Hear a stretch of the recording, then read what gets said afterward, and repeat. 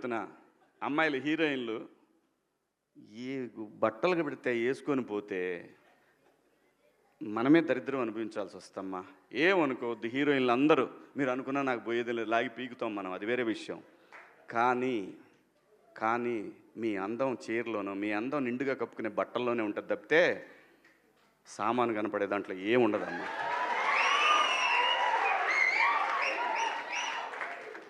అవి వేసుకున్నంత మాత్రాన చాలామంది చూసినప్పుడు నవ్వుతూ అంటారు, కానీ దేద్రమ్ముండ ఎలాంటి బట్టలు ఎందుకు వేసుకుని కాస్త మంచి వేసుకోవచ్చుగా, బాగుంటావు కదా అనాలనిపిస్తుంది లోపల, అనలేము.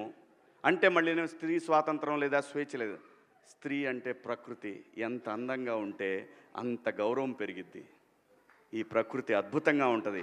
అలాగే స్త్రీ మా అమ్మ చక్కగా ఎప్పటికీ గుండెల్లో కనపడతా ఉంటుంది, ఒక సావిత్రమ్మ కానీ ఒక సౌందర్య కానీ.